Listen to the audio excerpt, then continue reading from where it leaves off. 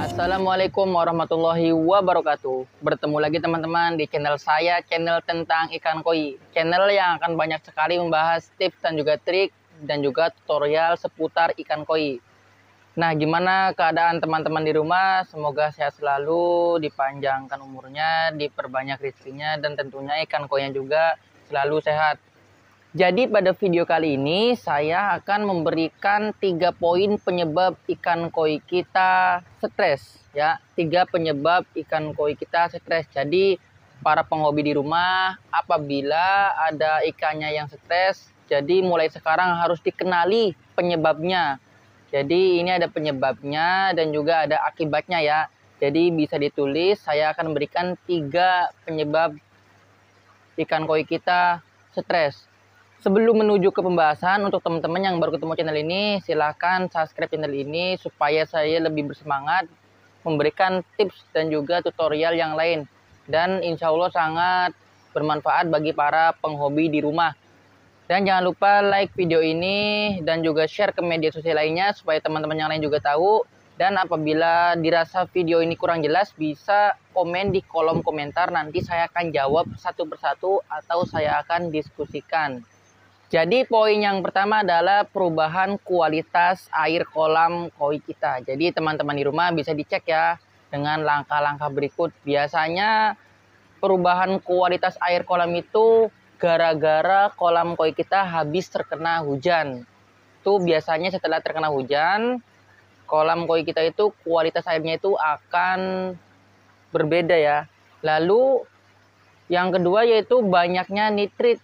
Nah, kalau nitrit pada kolam koi kita itu terlalu banyak, maka akan membuat kualitas air kolam koi kita berubah, sehingga membuat ikan tidak betah sehingga menjadi stres. Lalu selanjutnya yaitu perubahan suhu air. Biasanya banyak kasus seperti ini, perubahan suhu air itu dialami oleh para penghobi yang mempunyai kolam outdoor. Seperti di belakang saya ini, kolam outdoor kalau siang itu panas sehingga suhunya itu berubah. Nanti kalau malam itu kadang airnya dingin, jadi itu membuat suhu air kita berubah, lalu membuat ikan koi kita stres. Jadi antisipasinya adalah pokoknya kualitas airnya itu selalu dijaga ya. Bisa dengan sering backwash atau pH-nya kita pakai pH buffer, lalu kita stop pakan.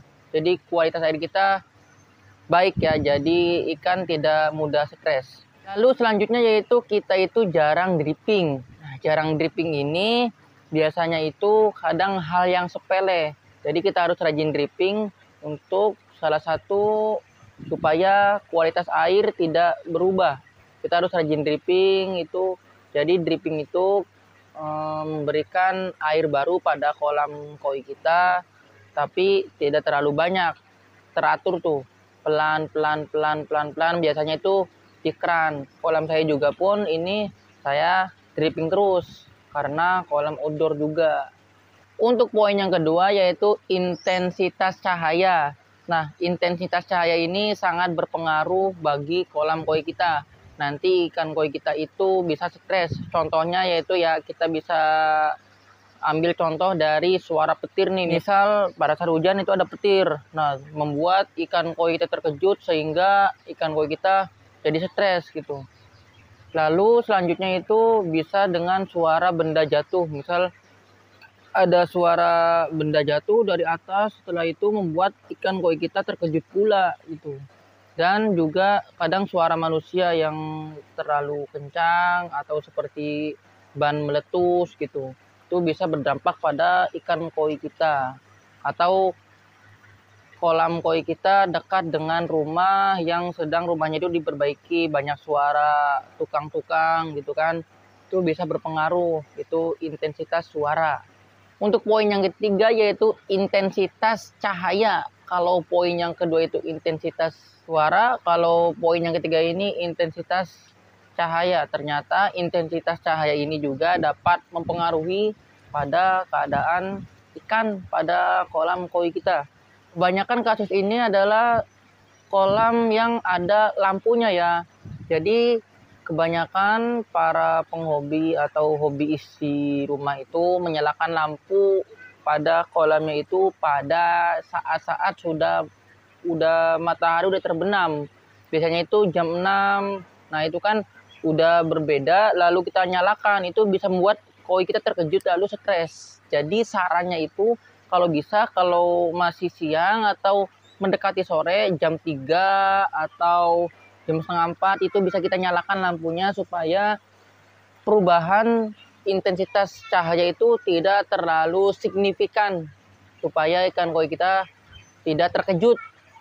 Biasanya kalau kita nyalakan lampu itu pada saat maghrib atau sesudah maghrib itu tanda-tandanya itu ikan tuh terkejut, bisa berenang tidak beraturan atau bahkan bisa juga melompat. Nah, untuk penghobi di rumah yang masih menyalakan lampunya itu pada saat malam, coba dirubah dari sekarang ya. Saya pun kalau menghidupkan lampu ini pada kolam ini menggunakan timer. Jam 4 sore kita sudah hidupkan pada saat matahari masih belum tenggelam. Jadi intensitas cahaya pada kolam koi kita tidak terlalu berubah sehingga membuat ikan tetap aman tentunya.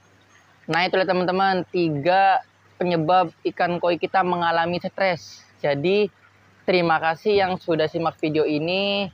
Semoga video ini membantu dan juga komen di kolom komentar. Saya harap video ini bisa berguna untuk para penghobi, khususnya penghobi yang baru terjun di dunia perkoian atau yang baru pemula.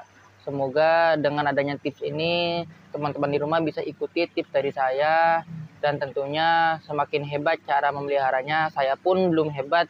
Saya cuman berbagi tips, jadi bukan bermaksud untuk menggurui, tapi saya cuman berbagi tips kepada teman-teman. Terima kasih yang sudah simak video ini. Sampai ketemu di video lainnya. Terima kasih. Wassalamualaikum warahmatullahi wabarakatuh.